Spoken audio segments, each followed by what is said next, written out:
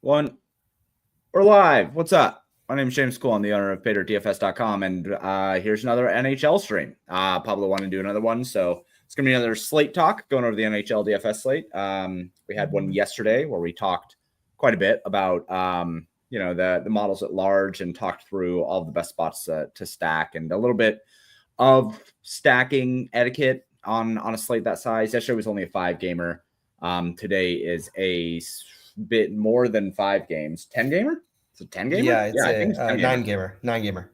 Yeah, big ass slate. So the slate dynamics can be a little bit different this slate. But we can go through things kind of the same way that we did yesterday. I'm only going to be here for a couple minutes. I have to drop off and go grab Margaret's Christmas present from the mall because I'm a good husband and I ordered it to the mall instead of our house, so that she couldn't see it before I could get to it. So I'm going to talk a little bit about Sims and kind of like some high level stuff, and then Pablo's going to go through the slate by himself like a fucking champ. All of that said, what's up, Pablo? How you doing? I'm good, man. I feel like we're gonna have good luck tonight for 2 reasons. Number one, I am fucking running so bad over the last 2-3 weeks. Like I have missed min cashing like 2 weeks straight in NHL by like 1 to 4 points. And I'm wearing my Panthers hat, which I bought at Game 7 of the Stanley Cup Finals when I banked that 20K MLB contest while I was at the finals. So I feel like we're going to win a lot of money tonight just because this is what that hat is going to do for us. Yeah, all that matters is that you feel good. Because you can carry those vibes up through when you feel terrible because you missed min cash by 1 point again. Let's go ahead and start, I guess, with some sim stuff because I can hear my child. Oh, yep, there it is. My child has now entered the room. That's okay. And if anybody's never seen my child Damascus, he's adorable. Hey, bud, how you doing? Do you want to say hi to everybody? No. What? No. This is Margaret. She's my wife. We're live right now, in case anybody was wondering. That's embarrassing. I thought you were just talking to Pablo. She thought she was just talking to Pobs. That's it. Boys. These boys having boy time. No, I can't. I can do it after this stream. I'll help you. Let's go. Mama can help. I'll help. All right. Anyway. Princess Peach. Love you, baby doll. Love you, Damascus. Love you, Pablo. Love you too. Buy your flight out to see him? No, I'm doing it today. Anyway, that was fun. That was good. All right. Share screen here. So I just ran contest sims over at Paydirt in case nobody has seen what they look like who's watching the stream. This is, what you'll run into. You can just run the contest sims right when you go up and it'll give you a whole bunch of lineups and then it's going to tell you some information about the lineup. So that's what we're really after here. Wanted to point out a couple things here. So there's really good edge on Swayman and Forsberg. And let's see if we sort this. We have some other guys who are some pretty strong edges as well. But what I really wanted to point out is stack type statistics. So yesterday, when we ran the contest sims, what we saw was that 4-man stacks were very valuable, but 5-man stacks basically didn't exist. And I wanted to talk through that a little bit because today, 5-man stacks do exist, and they have the highest average fantasy output and the highest average GPP score and the highest average projection. Now, why is that? Why is it that we see a higher projection on a 5-man stack? And the reason why we see a higher projection on a 5-man stack is because of the way that stacking dynamics work and the way that correlation works between players. So we'll see the same thing with like MLB, another stack-heavy, correlation-heavy sport. So there's a couple things that work here. One, on a 5-game slate, let's talk about why projections are higher on a 5-man stack first.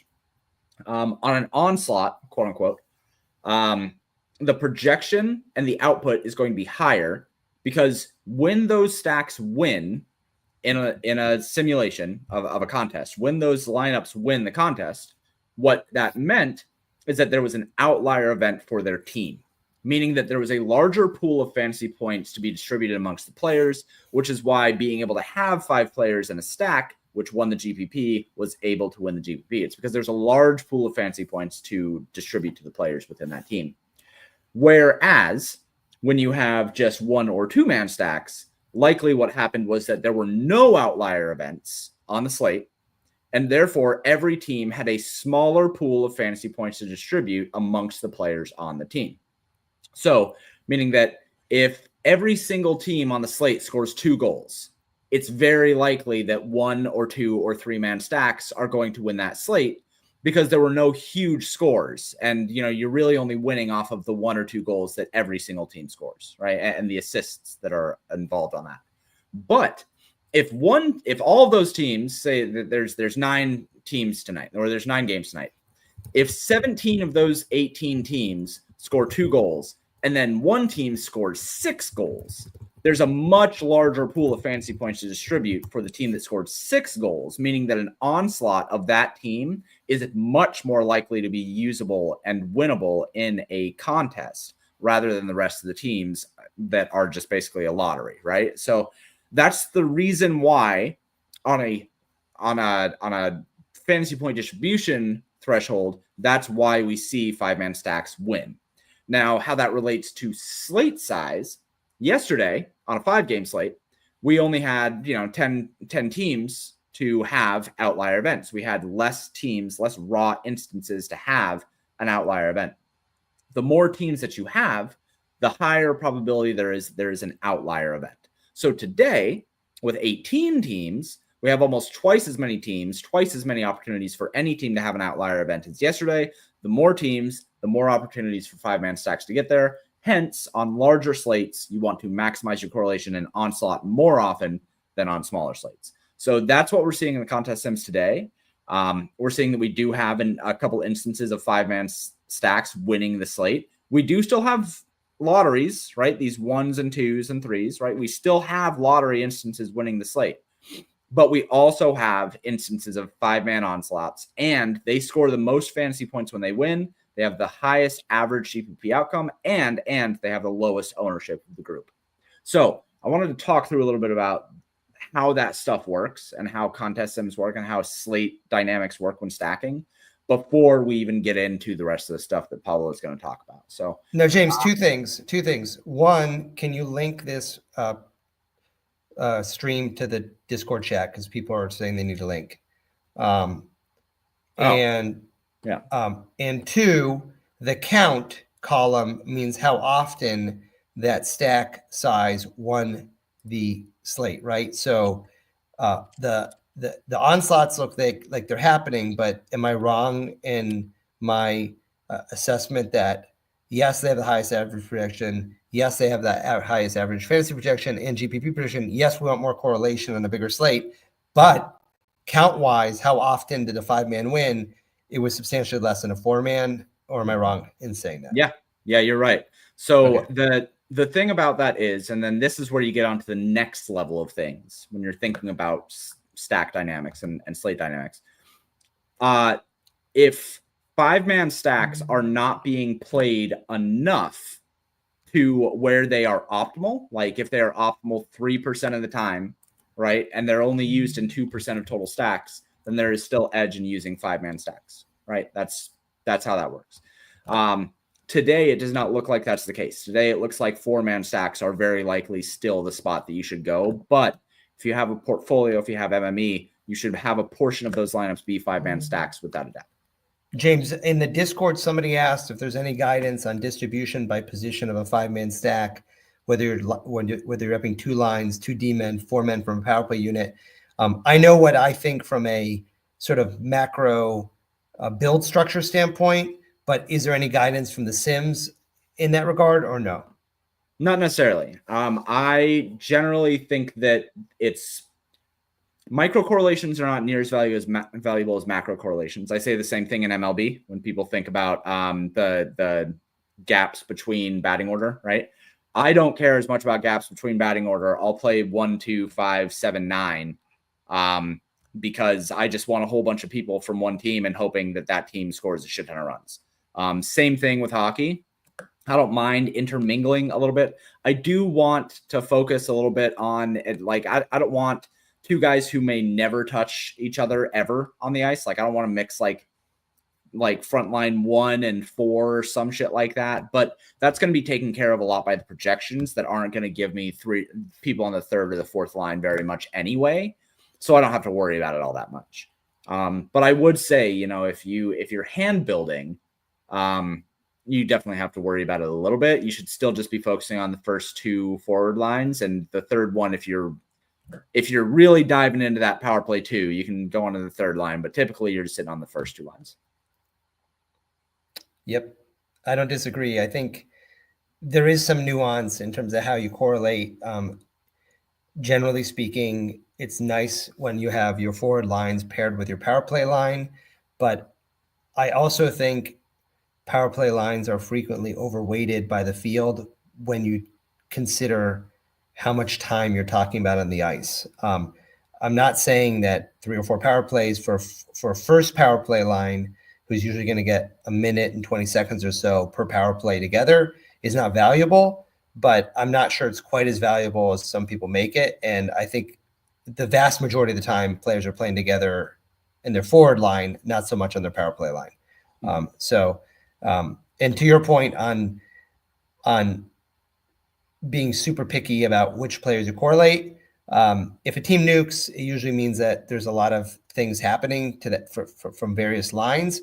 Last night we did have Winnipeg 1 that we saw had a lot of concentrated production historically from that first line, which is why we really focused on them. But a lot of other teams like Carolina and some of the other teams we're going to talk about tonight historically have more spread out production, where if they're going to score 6, 7, 8 goals, they're going to get it from a couple lines.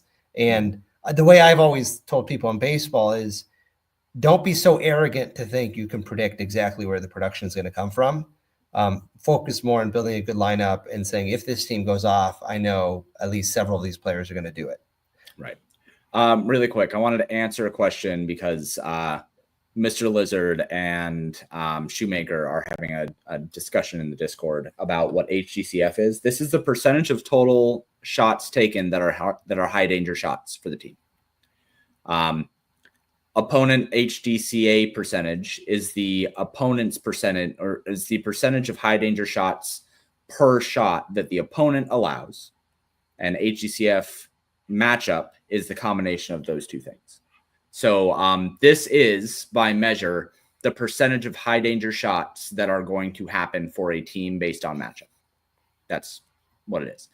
Super important metric, by the way, because you can have. We were talking about Florida yesterday, where they had a really low HGCF per their total shots. But if you take a look at, let's see, who looks really, really bad here. So if you look at Colorado is averaging around 28.5 shots for, but only 34% of those are high danger.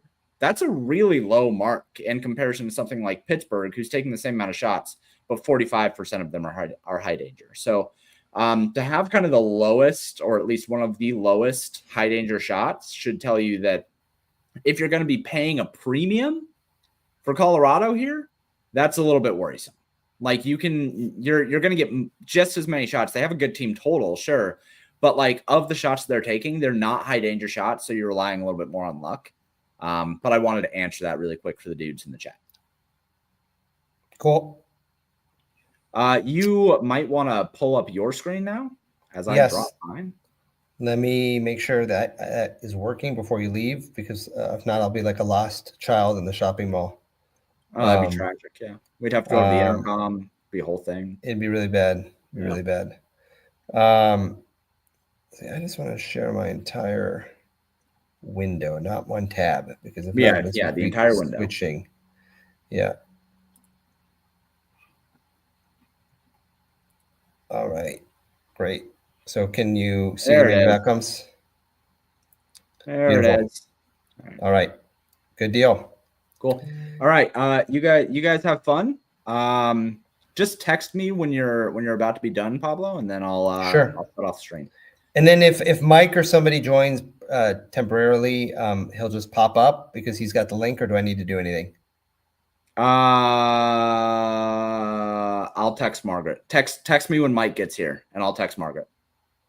Okay. Well, I don't know if he's joining or not, but I'll who the fuck knows? I don't know. I might be able to do something from my phone. Okay. We'll see. Okay. All right. Cool. All right. Thanks, brother. All right, everybody. I am going to kind of go through this the way I always do, which is to go highest to lowest team total.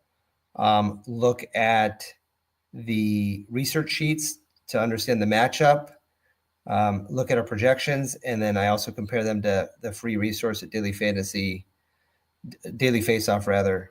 I also do not look at the data for Fantasy Labs, but I like to hand build at Fantasy Labs because I like their interface. So when you're seeing me click on different units together, I'm using that to look at correlation and to figure out what combinations of teams I can put together. If anybody is having any problems, I will occasionally drop into the Discord to see if there's any questions, and for someone to tell me like you guys can't hear me or something, because James is usually hosting the StreamYard shit, and I'm not that tech savvy because I'm a bit of a boomer.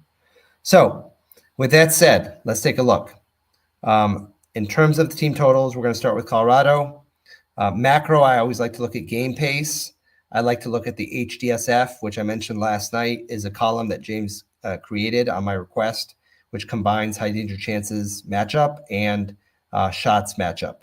So if we look at this, good high team total, decent team pace, game pace, meaning we like higher game paces because it means there's more events, and that means that there's more chances for scoring. And this looks like a higher end HDSF plus. There's no kind of rule, but in general, I like 80 or higher. And I also like to look at it relative to the other high HDSF pluses. And, you can see here by looking at the high team totals that there's a couple other ones that are also compelling, but it's not a bad one. So decent game environment is what I would say based on the HDSF and game pace. Not outstanding, but decent, right? Now, when we go to matchups, team total, I like to look at, okay, is this team getting spread out production both in the last 14 games and over the course of the year, or is it more concentrated? And you can look at it from the percentage standpoint, but you can also look at it in terms of absolute numbers. Also, the color coding helps, because if you've got kind of these green colors across the board, it is indicative of more concentration. So no big surprise here. The Avs are heavily concentrated to the first line. They've got the highest projected goals. They've got 40 +% on the high danger chances, and that's been true both recently and over a longer sample. It is worth noting that the second line is not terrible, but you're probably getting a little bit cute to play the second line outside of playing one of those guys if they're on the first power play with the first line. Then we go to projections here, and we say, okay, what do the range of outcomes think? And I usually look at median first. They basically have Colorado as the third highest median. It's worth noting that the 2x, 3x, 4x are not wonderful for them. You can see that like Tampa Bay 1 and Nashville 1. Well, really Tampa Bay 1 as a pay up looks like it has higher median, a higher 2x, a higher 3x, and is a little less owned, although I would tell you I think they're going to be a lot less owned given the matchup Colorado's facing against San Jose. So suffice it to say, it's a good team total. It's a good high projection, but it looks expensive at 24.5. So you're going to need good value if you're going to play Colorado. And if we look at just the range of outcomes for them specifically, and we scroll down to Colorado, I could also sort, but it's just faster to scroll down. And we look at them specifically, you can see that McKinnon looks really pretty strong, but sheets think that Mikko is a bit overpriced. And then Cale Makar is tough to get to at 8,400. So, I think Colorado is going to be very chalky. One of the decisions you're going to have to make tonight if you're playing is, are you playing Colorado 1 or not? And I think what we've seen just right off the bat here is that there's reasons to consider the fade, given how pricey they are, and given some other options that look like they have good game environments. So so far, that's my take there. If we just look at Colorado from the standpoint of correlation, And I'm going to spend more time on the high total teams, and I'll kind of run through the lower total teams a little faster so everyone has time to ask questions and we all have time to build. Last night was a little bit condensed in terms of time, so I'm trying to be a little more efficient tonight. You can see that Rantanen, McKinnon, and Cale Makar are all on the first line together and the first power play. And then you've got Nichushkin, who's cheaper at 5K, and Colton, 6.2, who are also on the power play for them. So I think what this is showing us is that, they're just very expensive. And McKinnon may get there, but it's pretty hard with Rantanen and Makar if you're going to play a 3-man. Maybe you could sneak a 4-man in with Nichushkin, but you're really going to have to punt like every other position if you're doing that. So it may be a fate of Colorado if you can find a good pivot, or it may just be, play McKinnon as a one-off, or play a mini of McKinnon and Makar if you have enough value, or mini of McKinnon and Rantanen. But I don't know that you really feel great about a full stack given their price. Daily Faceoff actually likes them a bit more than we do. They have them as the highest projection, and they also have them as high value. So, that's I often think that DFO is indicative of what the field will do, and so this is telling me that Colorado is probably going to be heavy chalk because people are going to just force them in for that projection and the perceived value. And what our sheets are telling us are maybe consider a pivot given their price and given the relative lack of or the point per dollar that doesn't look great for them unless we find really good value. Next team total we have is New Jersey.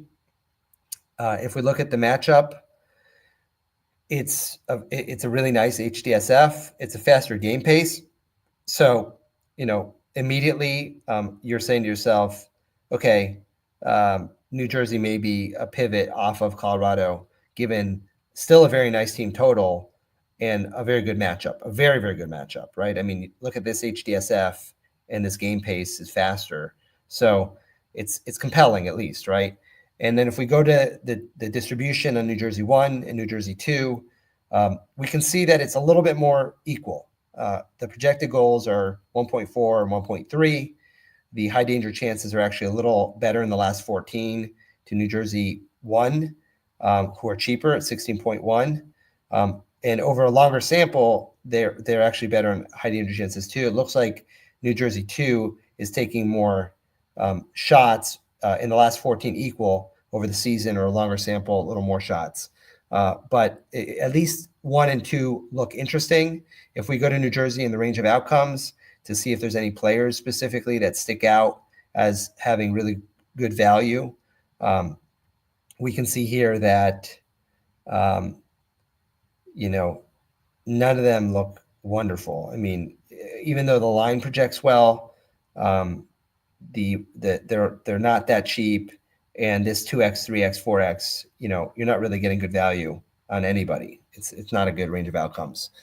When we go to look at the New Jersey correlation,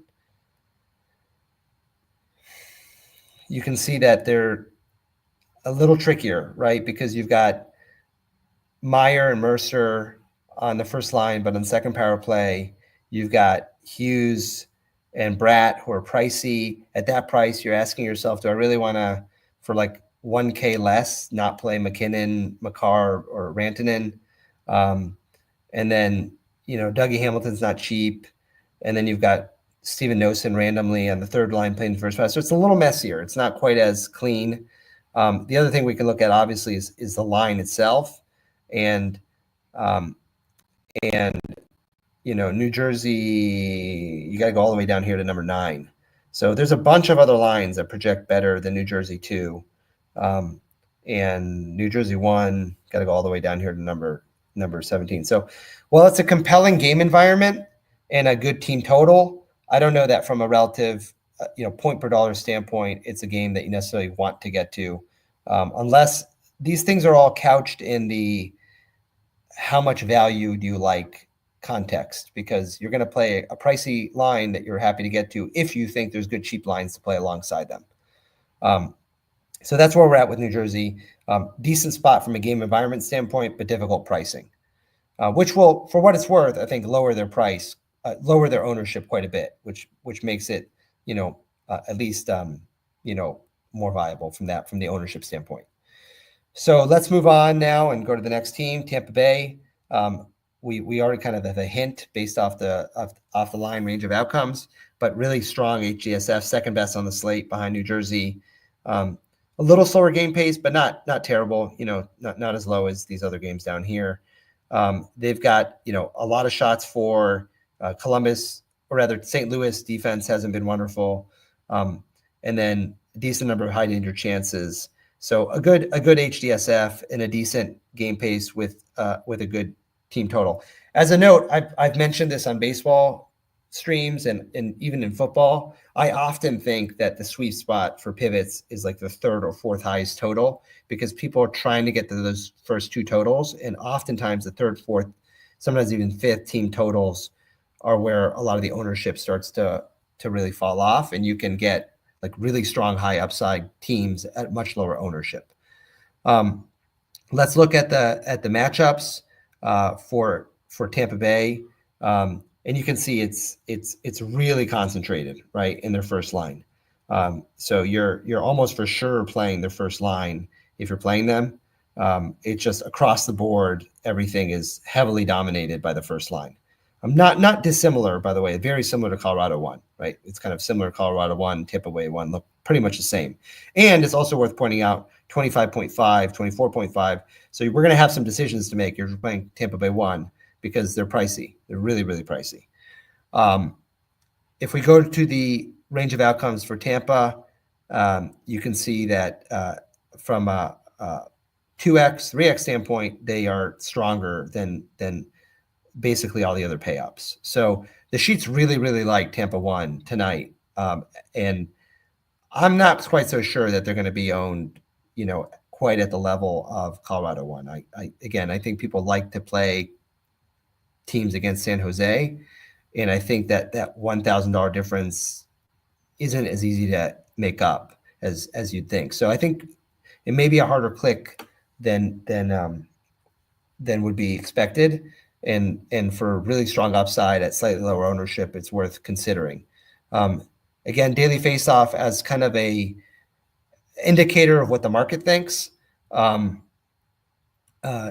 Strong projection, second best behind Colorado, less relative value than Colorado. So that kind of supports my feeling that Colorado 1 will be more owned than Tampa Bay 1. So I think Tampa Bay 1, similar to Florida last night, Tampa Bay 1 is a really strong pivot. And then if we go and look at their correlation, we can see that Tampa Bay 1 basically is fully correlated across the first line and the power play. Again, 9.8, 8K, 7.7. You play those three guys. You play Braden Point, you play Cooch and Gunsel, and then let's see some goalies, just so because that's the other high price position. Linus Ullmark is 7.6K, so maybe you can play him if you don't want to punt all the way down as a favorite against Calgary, and you're left with 3.4, 3.3K for all the rest of your positions. So you're going to need a lot of value for playing Colorado 1 or Tampa Bay 1, and maybe that's obvious if you're playing the 24, 25K first line, but I think it's as you're kind of going through these, you have to think to yourself, okay, am I going to be able to get to this, or am I going more balanced? Or maybe even just playing one or two of these guys instead of all three. We did talk about the Sims, and the Sims do prefer, more correlated 4-man stacks, even some onslaughts tonight. So it's a big slate. I think you want to correlate as much as you can, and it's going to be hard with these expensive teams. Next, we have Edmonton, the Oilers against Boston. Not quite as strong HDSF. Game pace, however, is very good, so it could be a high event game. And they're playing against Boston. So let's take a look at Edmonton in terms of them specifically in their breakdown in terms of how they're broken down. They are getting production from line 1 and line 2. They are getting more shots and high danger chances from line 1, but from a goal standpoint, there's plenty of goals coming from line 2. But generally speaking, I think we're more focused on McDavid and Nugent Hopkins and Hyman. So again, it's pricey. They're not as expensive as Colorado 1 at 24.5 or Tampa 1 at 25.5, which from a point per dollar standpoint probably makes them a lot more approachable at 20.5K. Let's take a look at their individual pricing and see where that's coming from. Clearly, somebody's not priced very expensive because we know McDavid is, but what about RNH and Hyman? So yeah, I mean, Hyman at 6.3K is the first value that really stands out to me on the slate, kind of like Ekblad last night. I understand Hyman got hurt the other day. I don't know if I think he came back. But anyway, the point is, Hyman has often been like a 7, even 8K plus player. And the Oilers in general have been kind of hot and cold this year. I'm just taking a look on Twitter to see if Hyman, if there's like any injury concern with him. But no, there's a picture of Hyman from a beat writer with 2 black eyes, tape over his nose, double tape over his nose, and some Canadian beat writer that says, Zach Hyman meets the media, he will play tonight, that's fucking hockey, right? Can you guys see this? Hopefully you can see this. But this is why we love hockey. We love hockey because Zach Hyman met the media like this today and is playing. So that's fucking bonus as to why we want to play him. Okay, hold on. Mike is trying to get in. Let me text James and tell him that he needs to let Mike come in so Mike can tell me about why Zach Hyman is in a great play at 6.3K with double black eye, fucking tape on his nose. Mike trying to get in. Can you help him? Okay, Mike, help is on the way, I hope. All right, so Hyman, Nugent Hopkins, McDavid, it's pretty sexy, not gonna lie. I mean, you get fucking Jesus with 2 value guys, relative value for first line, in a decent total at way lower ownership, in a decent matchup. Let's see if the sheets agree with me. They do. Look at that 59% sweet 2x, and that 14% sweet 3x, and that sweet 55.6% less ownership than those guys. So those are things we just love to see. Pablo, you Edmonton hear me? won. Yes, sir. What's up? I think I'm in. Did you hear my rant about Hyman, double tape, double black eye, hockey guy playing tonight? Yeah, I didn't realize he was banged up. I mean, he just got back not too long ago. So I guess what did he get hit with a puck in the face or something? Yeah, he got like smashed and Okay. fucking, he's a fucking gamer, right? So Yeah. By the way, friends with our boy Freeman, Noah Freeman in Canada, who had to quit playing DFS because Toronto wouldn't let DK exist in Toronto anymore. But he's friends with Zach Hyman. Oh, nice. Anyway, so and member of the tribe. Just want to point it out. He is a member of the tribe. So happy Hanukkah to Zach Hyman. So anyway, Mike, what I've said so far, I don't know how much of it you caught, is that Colorado 1 and Tampa 1 are both in good spots. Tampa is 1K more expensive than Colorado 1. They're both very concentrated in their first line production. They're both in good game environments. They will both be quite chalky. Sheets think Tampa are significantly more valuable than Colorado. And then I just got to Edmonton and pointing out that they're roughly 4K cheaper, 4 to 5K cheaper than both those first lines, because Zach Hyman is wildly underpriced and Ryan Nugent-Hopkins is not expensive either, in a very good matchup with really good price at lower ownership. So that's my summary of why I'm liking Edmonton, fully aware that Edmonton has been very hot and cold this year, right? Yeah, I'm a Bruins fan. They're playing the Bruins, right? And I would Yes. say their Edmonton 1 is in the only lineup I built so far. Edmonton 1 is in there. Beautiful. So I am totally aligned with you. I just think I think they're in a great spot. Colorado obviously is in the best spot. I mean, the sheets say Tampa, but Colorado, I mean, their peripherals alone with the McKinnon, I mean, he's going to get the shot bonus before he hits the ice pretty much. And it's just like 2 goals from him and you're in business. where Tampa can, I mean, Kucherov, I guess you could say the same thing. So yeah, it's tough. But they're expensive where, you can get Edmonton at a discount and get that secondary stack. Could have, somebody in the 5-6K range. It's hard to do that if you stack Tampa for sure. Yep. And then the other thing with Edmonton is you can throw in Bouchard if you want for 6.8K. You can probably fit Hyman, RNH, McDavid, Bouchard if you like value. If not, you just play the 3-man, or you leave out RNH and play McDavid, Bouchard, Hyman. I don't think you can skip Hyman for 6.3K, and you're definitely not skipping Jesus. So the question is, are you playing RNH or Bouchard or both of them and making it a 4-man, right? And that depends on your roster construction, but at least we know what we're doing there. Yeah, right, I'm going to move on to the next. Yeah, go ahead. Sorry. I was going to say quickly, the shot share for Edmonton power play is pretty even. Like everyone's shooting the puck around 20 or so %. So it's interesting. Not one player is the shooter on their power play. They're all so dangerous when they get on the man advantage. And Boston has been pretty leaky on penalty kill. So yep. Bouchard's good. Okay, Nashville's next. From a game total standpoint, game environment looks good. High, again, top tier HDSF plus. Game pace looks fairly strong. I think a lot of us have picked on Pittsburgh this year. They're just kind of old, and their defense is not very good. That's my summary of Pittsburgh.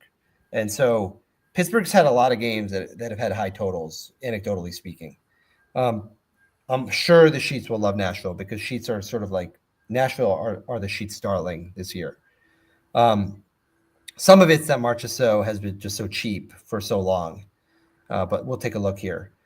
In terms of the matchup for how Nashville is being spread out, they have essentially you're playing line 1 or line 2 from a goal standpoint. The high danger chances are pretty split, not skewed a ton, and even line 3, who I've used Evangelista Novak plenty. So, I think you're probably playing the Forsberg, Stamkos, Marchessault line, but I don't think it's crazy to consider the 8K Novak Evangelista or going down to Nyquist, plus or minus O'Reilly and Zachary Leroux. Let's take a look at their correlation and then what the range of outcomes thinks about their projection. From a correlation standpoint, you've got Stammers, Marchessault, who are still just so fucking cheap. I mean, 5.6, 5.7. Forsberg's a little pricier at 7.4, but compare that to like Tampa and Colorado 1, right? It's not close. I mean, they're way cheaper. And then you've got, this is interesting. So they moved Brady Shea to the first power play. That is interesting. This is very similar to Ekblad last night. 4.1K first power play. I mean, like he should be pretty chalky. If he's not, people don't know what they're doing. That's really cheap for a first power play D-man when you can play him alongside Marchessault, Stamkos. So I think you can probably play before, like, just for fun. Let's see if you can do a Nashville 1, Edmonton 1, because I bet you it's doable. Let's see. Let's just see. Stamkos, Marchessault. Let's skip Forsberg just to see if that makes it easier. Shea, and then we go to Edmonton. We play Jesus. We play Hyman, Nugent Hopkins. Probably not, because we play goalie. Oh yeah, there you go. You can do it. You just need a cheap D-man, and you need a cheap pairing to go with your cheap D-man. So right there is a kind of nice balanced build. You can play a 3-man Nashville 1 with a 3-man Edmonton 1. Play a cheap D punt with a paired forward lineman, and you've got a nice balanced build as opposed to going stars and scrubs with Tampa 1 or Colorado 1. So that is one viable approach tonight. Let's just look at range of outcomes here. Edmonton 1, we already talked about, stands out. Nashville 1 is pretty high up there. They look like super chalk. Makes sense. They're really, really cheap, right? I mean, the question you're going to have to ask yourself, like, if you do something like that, are you playing like an Edmonton 1 with Nashville 1 and skipping a Forsberg? You're not skipping McDavid, so you're skipping Forsberg if you're doing that. Or are you just playing Nashville 1 with somebody else? So I think it's an interesting approach. Daily Fantasy thinks that Nashville 1 is really strong value as well, 25.2. So I think Edmonton 1 is just sort of like a really nice contrarian mid-range stack at 20.5 below that Colorado Tampa. And I don't think Nashville in any way is sneaky because, Stamkos at 5.6, Marchessault at 5.7 in a decent matchup is going to be very owned. But what are your thoughts on Nashville? Yeah, I don't know how many games Stamkos has been at center. It hasn't been all that many. I just worry about. I'd rather play Stamkos when he's on the wing and he's still a shooter on the power play, but they don't have Yossi. He's playing center, so he's got to do more skating. He's older on a new team. If I was to play Nashville, I would do maybe a Forsberg, Marchessault, Shea 3-man and leave off Stamkos. But that's just my bias against old hockey players that are kind of losing a step. I don't know, but I just worry that he's at center now, and there's more responsibility at that position. I mean, as a guy who's watched a lot of Lightning, I will say, I don't know what percentage, but at least half, if not more, of Stammer's goals came from the wing, where they would, throw it out to him, and he'd be ready, and he'd just be ready to fucking smash it in the top corner. Oh yeah, so on one knee, yeah, exactly. Yeah, on one knee. That's like the Stamkos special, right? So, yeah, I don't disagree. I mean, that's kind of a hockey watching thing. The thing is, he's just really cheap. So, like, to some degree, it's priced into that risk is priced into his price. But I don't disagree with you. I mean, it does feel a little bit cute to skip Forsberg. It's just if you're playing he's one of those, shooter. He's their best goal scorer. I shouldn't say shooter. Yeah. The best goal scorer. So let's look at the range of outcomes just to see what they think. I mean, I'm sure they're going to like his raw production, but from a 2x 3x standpoint. So yeah, I mean, she's just love them, right? I mean, he looks really strong. I mean, 62% 2x is really good for a 7,400 player. Stamkos looks really strong too. Marchessault looks really strong. And then look at Novak and look at Evangelista, and look at Nyquist. So, I think Nashville's very interesting tonight against Pittsburgh. The question is just, are you going to play the first line, or do you play Tampa 1 or Colorado 1 and just play Novak, Evangelista to get your exposure, right? You can get your exposure at really nice point per dollar value for those guys. You're eating nothing. You're eating $5,500 dollars in cost. So you can play Colorado 1 and play Novak Evangelista, or Tampa Bay 1 and play Novak Evangelista. Or you can go more balanced and play an Edmonton 1, Nashville 1. That's going to be a decision you have to make. I think paying up to Tampa and really paying up to Colorado and playing a value line will be the much chalkier approach.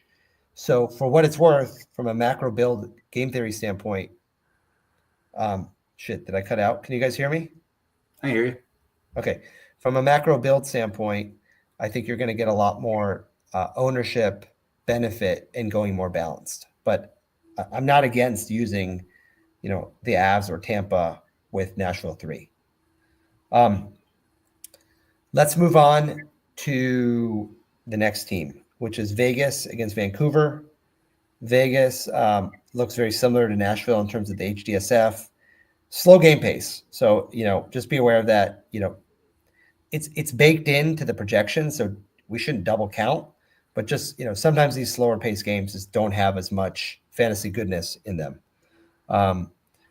If we look at their individual kind of line breakdown and their market share, it looks like Vegas 2 is getting the vast majority of their high danger chances and their shots recently. Over a longer sample, Vegas 1 is getting roughly equal to Vegas 2. But from a goal standpoint and from a shot standpoint especially, Vegas 2 at least is compelling to consider if you're going to consider Vegas.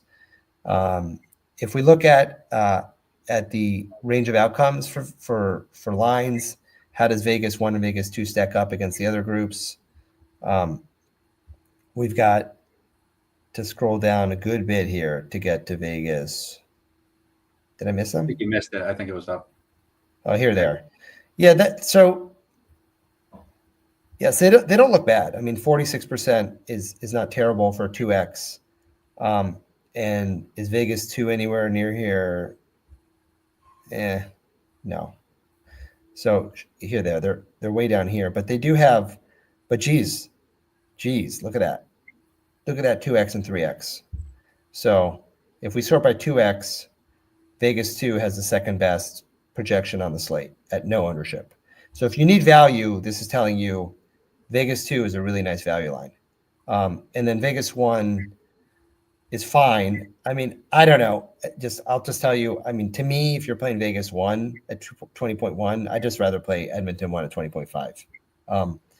I don't know why you would do it. I think Edmonton will be a little more owned, but they're not going to be chalky when everyone's trying to play Colorado or Tampa or Nashville. But let's look also at the correlation for Vegas and see if that gives us any inclinations. If we look at them, Eichel, Stone, Theodore are together, and then you get Dorofeev, who we'd like to play. He's a little more than he used to be, and he's on the second power play. Or you can play that value line with Carlson at 5,400, Howden at 2,900, and Olofsson. Oh, that's why. Because Olofsson. Look at Olofsson's price. He's 3,400 on the first power play. So you could even mini like Olofsson with Shea Theodore if you want as a mini. Or you can play Olofsson as a one-off. But the value of the second line is all coming from Olofsson being 3,400. I would bet $1 million on it. Let's see if I'm right. It's not coming from the other guys, so it's got to be coming from him. And Olofsson I think is a good value. You can one off him, like you said, or Theodore. That's a nice little two man. So if you look here, Olofsson. Well, I guess not. I would have lost $1 million. I don't know. I don't know where the value is coming from because Howden is fucking not good value. Olofsson's okay. Who else was it? Dorofeev, I guess. Okay. No, Carlson. Well, was Carlson's the center, I think. Yeah, you're right. Oh, Carlson is he's 54. I don't know. I guess I just don't really love. I don't really want to pay up for Vegas 1 if I can get Edmonton 1 for almost the same price. And I think Olofsson is mispriced, but I don't know. What do you think about Vegas? To me, it's fine, but I'm playing one lineup tonight. I don't think they make my cut. Yeah, it's tough. I mean, you've got Vancouver on a back-to-back. They didn't look that great last night against Utah. But yeah, it's tough because you've got Eichel, you got to pay up for Eichel, Stone, Dorofeev, and the power play correlation's all messed up. So for Vegas, I'm with you. I would go Olofsson, Theodore, mini. Yeah. For what it's worth, Daily Fantasy thinks that Olofsson's really strong value. So I kind of side with them on that. And then if we look at D-men and look at projected D-man here, Theodore. He's kind of down there. Not great. So maybe Olsson's a one-off or Olofsson, Theodore's a mini. Yeah. But I don't know. That's kind of where I'm at with them. Let's go to the next game. And I told people I'm going to try to dive into the higher total games a little more detail and then kind of run through the rest a little faster. So I think what we do is we give ourselves like another 15 to 20 and then take some questions. And then people will have like 30, 40 minutes to build. Yeah. All right. LA, Philadelphia. Just really ugly HDSF, right? Just very, very bad. One of the worst on the slate. So not great from that standpoint. Also a slow game. So not a lot to like from a game environment standpoint, but still a decent total. If we look at LA, they are pretty spread out. The first and second line are getting most of their stuff. They are getting roughly equal shots and high danger chances over a larger sample. Line 2 with Deneau, Lafreniere, and Fiala are getting more. But overall, just not a great game environment. I know the sheets, weigh that in terms of their line range of outcomes. So I'd be surprised if LA projects well. And Sure enough, LA is not in the top 23. They're 24th.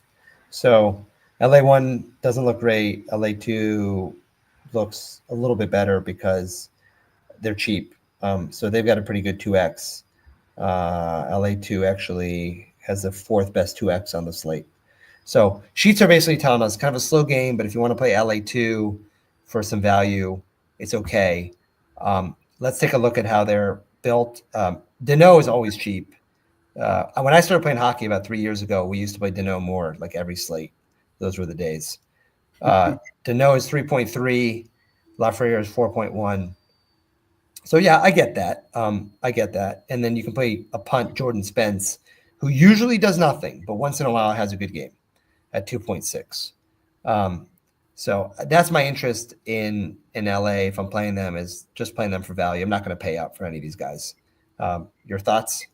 Yeah, LA1's too expensive for me. LA2, I mean, Deneau's a great shutdown center, and he's priced that way. So, I mean, what's his ceiling? Like a goal and an assist? I mean, which would be great if you mix it with the right other stack. But I don't know. I'm just, Clark is now back on power play 1. I think for a while there they had 5 forwards in power play 1, so they're putting a D-man there at the point, but he's 5,400. So I am actually getting, like you said, value D from LA if I'm going to use a one-off maybe. Spence maybe, but I like Edmondson a little bit more at 2,900 or Mikey Anderson at 31. Those guys they block a lot of shots, right? So those are frequent. So Mikey Anderson has been a punt like on every slate that people have used. Yep. So that's what I would do out of them. And I mean, Philly just they'll play the same style as LA, and like you said, if it's a slow pace, like it's going to be a slow pace game. Yeah. So Deneau looks okay. Lafreniere looks okay, and then to your point, none of the D-men jump that much. Sometimes DFO for the cheap D-men, I look at as well. So if we look at just these guys, not tonight. No, they don't jump out. Gavrikov is first, so I don't know. So not a ton of interest in LA. Let's move on, and then we can sort of gloss over some of the slower or lower total games. Ottawa, I've actually liked using Ottawa. They're kind of like a shitty team that has high scoring games, in my opinion. I mean, no offense to any Senators fans, or as my son once called them, the Senators. 78.6. So much better game environment, but not as good as these other ones, right? So decent, not great. Game pace, okay, not bad, not great. So okay, right? I guess that's the takeaway there. If we look at the way that they are set up here, Ottawa. You got Batherson, Kachuk, Norris. You've got Ridley Grieg, or rather Gaudette and Giroux. Wow, Giroux's all the way down to 3.3, huh? Okay, well that's pretty cheap. So Giroux got a lot cheaper. These guys are pretty pricey for like the lines that we've already seen in games we like better. So my reaction to them is I don't love them, but let's look at their breakdown in terms of how they're split up for their goal scoring and shooting. It's heavily dominated by line 1. Then line 2 gets a little bit, but they're very concentrated to line 1. So my interest in them is not terribly high based off of this. Let's see if the line range of outcomes like them more than I do. Not really. They're pretty bad, 33% 2x. And the only question I have is like Giroux, a decent one-off. Any thoughts from you? But I mean, that's my interest in them at this point. It's really just Giroux as a one-off. I really like Ottawa too, and I think I'm going to be the only one on the island. But I mean, Gaudette and Giroux are power play 2 together. You can stack them with maybe Chabot if you wanted to do a power play 2 stack, or you can put Stützle, who is like a really, really top pedigree player. And I think while line 1 will get a lot of attention, or not a lot of attention, but where people will go for rostering in this game, they're going up against a Calgary team that's got Backlund that shuts down that line. And I could just see line 2, getting the scoring done if Ottawa does it, because sometimes their power plays will feed off each other, and their top 2 lines will feed off each other. And one night, line 1 will do it. One night, line 2 will do it. And I wouldn't care as much if Giroux was priced at 4,600, but he's not. So I like that. And I just don't know if Giroux one-off will get you there without taking his line mates along for the ride if he does that. So that's why I like at least got that with him. But then it's just like, are we getting too cute, and do we just stack the line like we should? And then I'm just like cursing myself when Stützle's got 2 goals and 2 assists, and I played Giroux with 3 assists, and I'm just like, why did I just pick that, and not just go all if I'm gonna go all in with Ottawa. So yeah, I will say that I think they'll be I think they'll be low owned, and I think from a slightly larger field standpoint, that's pretty strong. And I don't disagree. I think Giroux just stands out in terms of his price. It's kind of a question: do you want to surround him by some of the guys around him who are going to be correlated with him or not? Yeah. All right, let's move on now to Pittsburgh. So now you can see, guys, we have a pretty significant drop in team totals, right? We've talked about all these teams with 3 to 5 goals, and I think NHL totals are generally not super efficient, but you start to ask yourself here, like if you've got value in Edmonton 1, Nashville 1, or you've got value, or you can just play Colorado 1 or Tampa Bay 1 and then play Nashville 3 with Novak Evangelista. Do you really want to start playing some of these games where you have cheaper teams? I think it's doable. It's more doable in hockey than it is in other sports. It's similar to baseball, but my threshold as a smaller field player to play these lower total games is higher. So I'm going to run through these a little faster, and then we'll get to some questions. Pittsburgh. Pittsburgh is against Nashville. From a game environment standpoint, we talked about it. It's a good game environment. It's a faster game pace. It is a decent HDSF plus. So Pittsburgh Nashville game stack is in play. I think you can consider Pittsburgh and Nashville together. I don't know that I've always loved playing teams against Nashville, but I might overrate their defense just mentally a little bit. Let's look at their market share breakdown. So if we look at Pittsburgh, you've got a team that is pretty strongly skewed towards the first line. I mean, really across the board, season long and recently. I know Bunting has been cheap. I know Tomasino is really cheap. People like playing Malkin sometimes. But I think you're probably playing Pittsburgh 1 if you want to play them based off of this. If we look at the line range of outcomes and the median to see if that first line on Pittsburgh is jumping at all, they do look fairly strong, 45%. So you can game stack Nashville 1, Pittsburgh 1. I think that's certainly in play. It's doable. You're not going to be able to play all the guys, but you can play, probably 4 or 5 out of these 6 guys. And then if we look at their correlation for Pittsburgh, we have Crosby, Raquel, and not Bunting. Crosby, Raquel, and then Rust is on the second power play. So, you can play like Crosby, Raquel, Letang, or you can play Grizzlechick, former Bruin, right, for 2.9. I think that's at least interesting.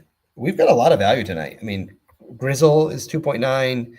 We talked about Shea on Nashville. He's 4.1 on the first power play. I don't think it's going to be hard to build stars and scrubs tonight at all. But anyway, I think Pittsburgh 1 is interesting. Your thoughts on Pittsburgh?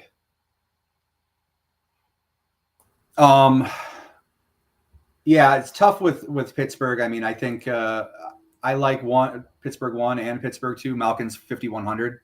And he's, first power play. He's the driver of his line. Tomasino has been good with him if he's still on that line, and Bunting is free. So you can't ignore Pittsburgh 2. But they may have rearranged. So Mike, they may have rearranged their power play because they've got Malkin here in second power play. Oh, really? Okay. Let's check daily face off here and see if that's just Fantasy Labs fucking up. No, it looks like it on daily face off. Yeah. Okay. Yeah. It looks like Bunting is up there now with Grizzle, Double D-Man, Crosby, Raquel. Oh, I mean, the correlation is gross because Rust is it's really gross. It makes it harder. So, yeah, maybe we're just playing like a mini of like Bunting Grizzle or Crosby Grizzle or, Letang Raquel or something. Yeah, Grizzlick is definitely a good value. Has he been producing at all? I mean, he can. He was on power play with the Bruins not too long ago, and I mean he's going to take a shot from the point. He does that. He's not just a plug. So for his price, he's a great value D to add. I mean, there's like you said, there's like 5 or 6 of them tonight that you could play. Yeah, we've talked about Shea. We've talked about him. Yeah, so he's up there for sure. He's another first power play cheap guy which is kind of what we love at over D-men. Yeah, cool. Let's see here. I'm just debating. Let's look at Calgary.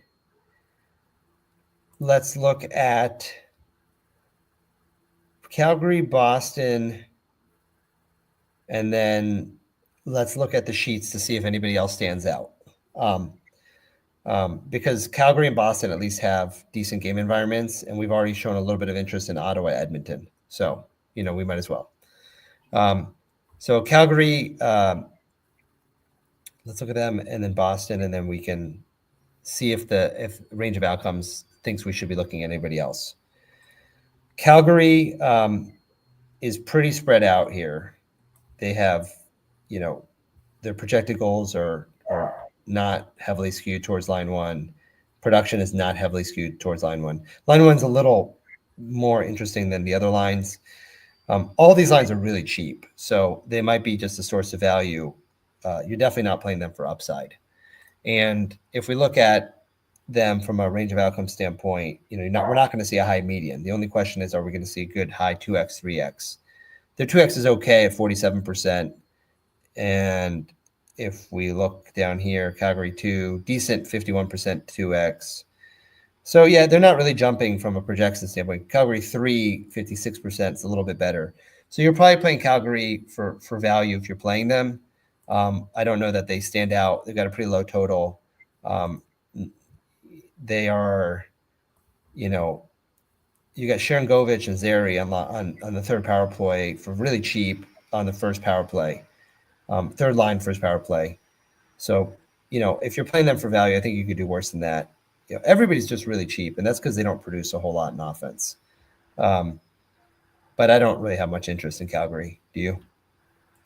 Nah, not really. Maybe Calgary won the Kadri line, but you got to make a bunch of lineups to really get there, in my view. So, yeah, I'm kind of out on Calgary. Cool. The other two I said were who? Boston and Vancouver. Yeah. So Boston, that's your team. This is where Mike really gives us insight. He really knows what's going on with them. I do at all. They're like enigma to me this year, but yeah. So Boston is really even between 1 and 2. I mean, literally same projected goals, similar high danger chances, a little more to line 2, but line 1 has been taking more shots over the course of the season. So it's kind of hard to pick between line 1 and line 2. From a game environment standpoint, we talked about it. We like Edmonton, and it's a good game environment. It's a faster paced game, and in Boston and Edmonton both have a good HDSF, which means it could turn into a shootout. And if we look at Boston line 1 and line 2 from a correlation standpoint, you got Marchand and Lindholm on the first power play, second line, Pasta, Zaka, and then you've got Mikiki up there with them at 3.3K, but he's on the second power play. So, none of these values really jump out at me. I don't know that I want to play Pasta at 8.5 on this slate with that total, but they'll just be really low owned. So I don't know, Mike, you're the Boston guy. Am I being too low on them?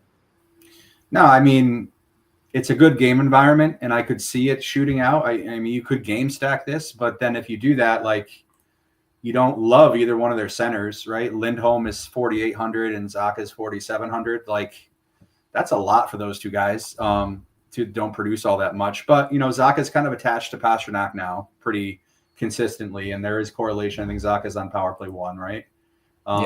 Yeah. So, I mean, there's that.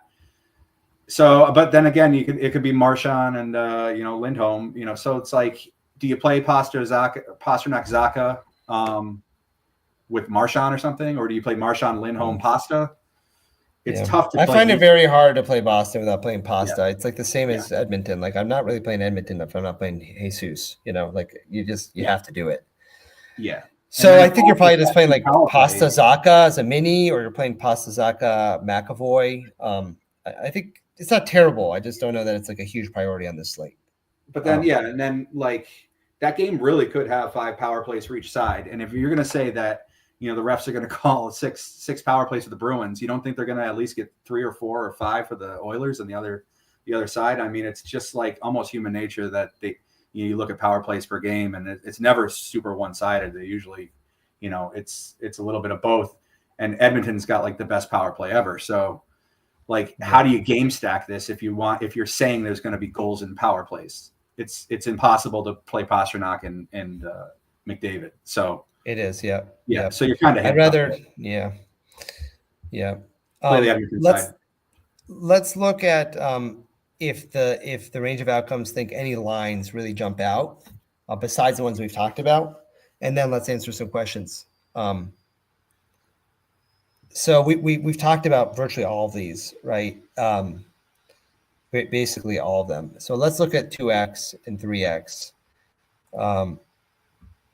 And so most of these look like value lines. So a lot of value.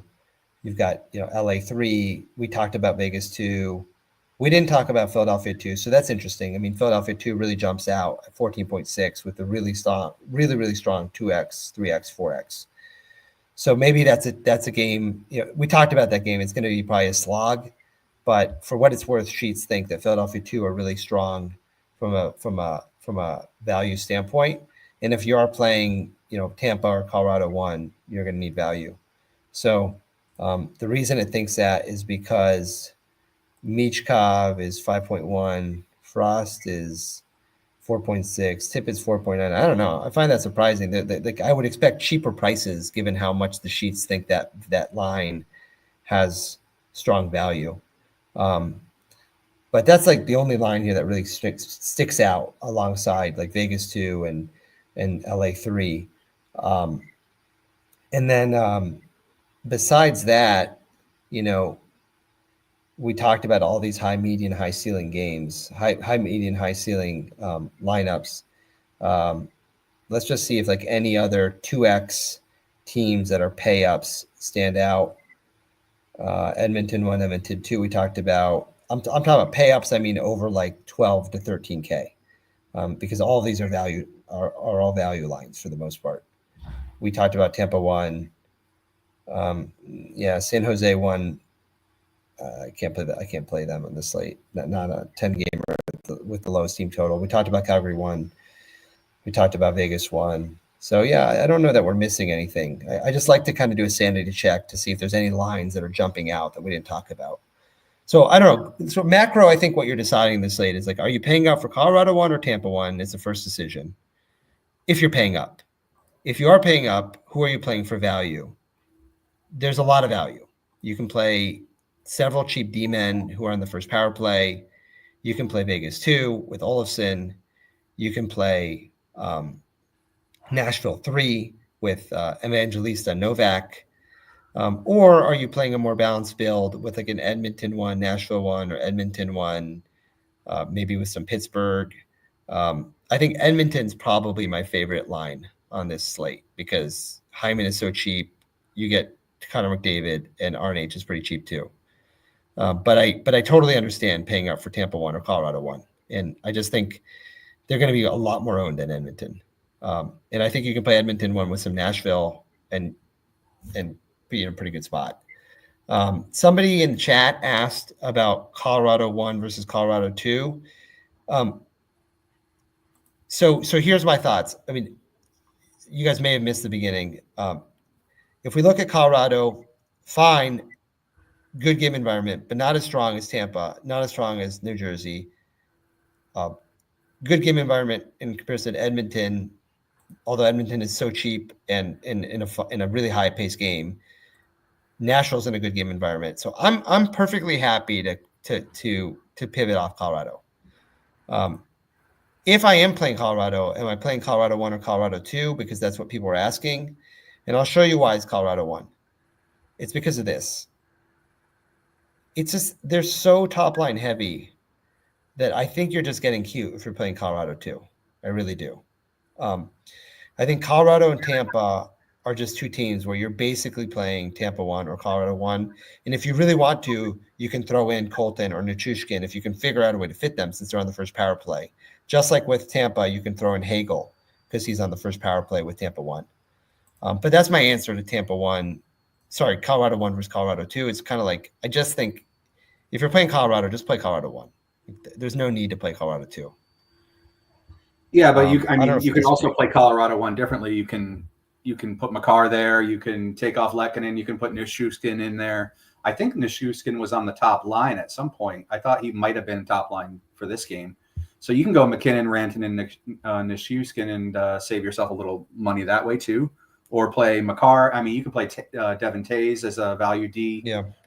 Even though he's not totally correlated, like you don't need, sometimes you don't need to overthink. Yeah, I mean, James, by the way, made that point off the jump, which is somebody asked if you're playing a 4 or 5 man, do you have to play like the full line or can you mix and match? That was like essentially the question. And James made that same point, which is that if the team nukes, they're going to nuke from multiple directions, right? And so they might get 2 goals on the power play, 1 goal from the first line, 1 goal from the second line. Taves may be involved in one. So I think you're right. I think, one of the ways to do it is where people like me might be like, I can't play McKinnon and Rantanen and Makar. It's too much.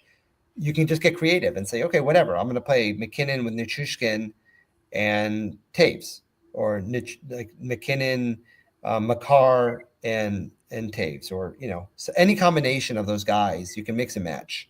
You don't have to play just the first line. I am a bit of a correlation Nazi, and I kind of like to have my first power play line correlated. But I think, in a team that is a really high team total, that's really expensive, you can get creative and play, a guy from the first line who's on the power play with a guy from the second line with the D-man who's 3,600. So I think that's a fair point. Any other questions? If not, I think we can jump off. I'll just type in the Discord before we jump off. But I think it's a good slate. I mean, I think it's a good slate from the standpoint of, we know that Tampa 1, Colorado 1 are pay-ups. We know there's good value. We know that Edmonton 1 is a contrarian slight pay down. We know Nashville 1 is good. We know Nashville 3 has some value. And then there's just a lot of value.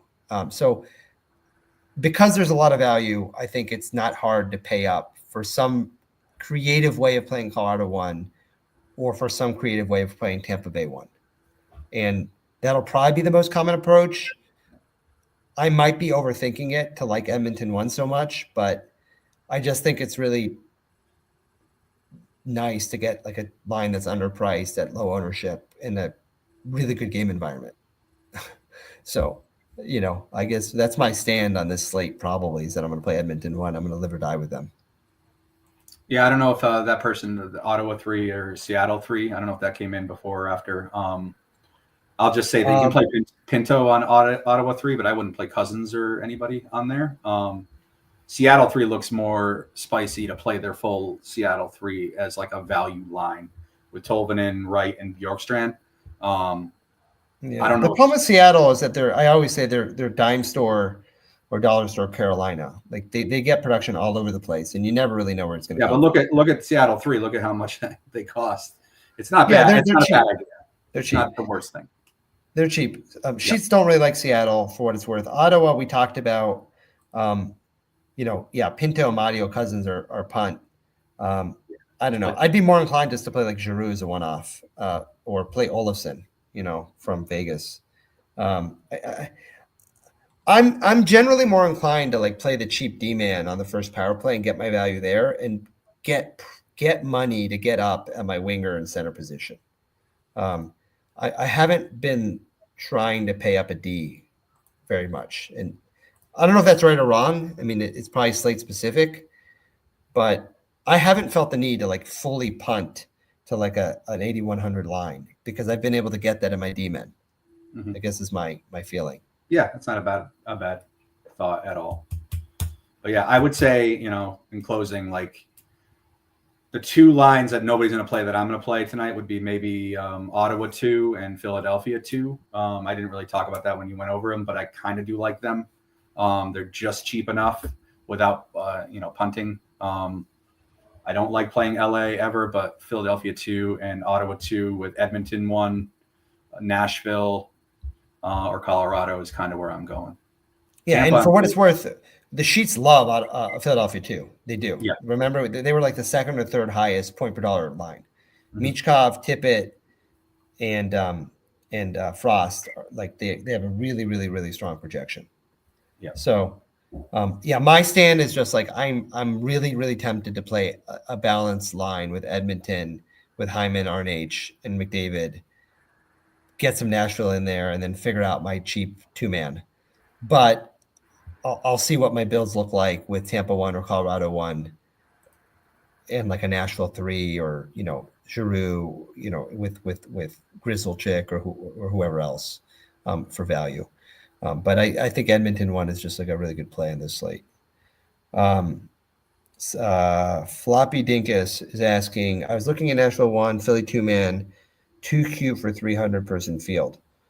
No, I don't think that's too cute at all. I mean, Nashville 1 projects really strong. They're going to be really chalky. Philly will give you some leverage because they're not going to be very owned. I don't think that's too cute at all. I don't know, Mike, if you disagree, but I think it's a fine approach. Yeah, I think Nashville is going to have some ownership, but Philadelphia really isn't. So yeah, go ahead. I think that's not a bad way to go. You don't need to just immediately roster Colorado or Tampa tonight. Like it's not. I mean, they very well could be on the winning lineups, but they also might not. You might need a more balanced build than that. And yeah, this isn't. I mean, this is the thing about hockey. It's very similar to baseball. Like on an NFL slate, if we have the Lions against who the fuck were they playing last week in the Dome game with the 55-point total? Whatever, the Lions game last week. Yeah. Yeah. You kind of like you have to get exposure to that game. Hockey and baseball are not like that. You can have Colorado or Tampa in a 4 or 5 point total, and you can have one of these teams with a 3.5 point total to score 2 more goals because it's fucking hockey. Like it's like baseball. Like some random dude is going to hit a homer. So don't be scared to pivot. Like I mean, honestly, I'm very annoyed with myself. Yesterday we specifically pointed out that Florida was a great pivot off of Winnipeg, and that you could use Ekblad alongside Kachuk, who Mike you pointed out isn't usually on the first line, right? Mm-hmm. And what do you fucking know? Florida went off, Ekblad went off, Winnipeg just was fine. Like they didn't go off. Winnipeg is in a very similar. Tampa and Colorado are both in a very similar position that Winnipeg was in last night. Really good spot, should fucking do well, but they might score like 3 or 4 goals, and 1 or 2 of them may come from the third line, and McKinnon may have a goal and an assist, and he doesn't bury you, right? So this is my long-winded way of saying don't be afraid to pivot. It's hockey. Kevin asked, do we like any other values? We talked about Grizzle, Shea, anybody else.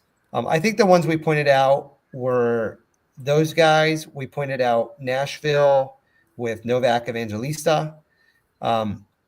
We pointed out Edmonton just being underpriced with Hyman and Nugent Hopkins. We pointed out Giroux being 3,300 and some of his teammates, including Gaudette, being 2,900. We pointed out that we don't love Calgary. We pointed out Vegas with Olofsson being 3,400, and that was really the value there. And that's basically it. That's what we pointed out. Am I missing any like glaring value? Are there any other D-men that I'm forgetting that are on the first power play besides Shea and Grizzle? I don't think so. No, I mean, you've got value with Luke Hughes, Oysterley on the Bruins. I mean, but they're like punt. They're not going to be first power play or anything. Maybe Eric Carlson on Pittsburgh or Letang. I don't know how about Taves is value too. Taves at 3,600. You pointed out. Oh yeah, Taves is really good value actually. Yeah. Cool. All right. Well, let's build. Good luck to everybody. Let's build and hope everybody wins some money.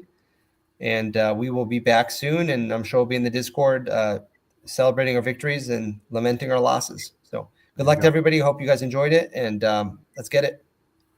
Talk to you guys soon.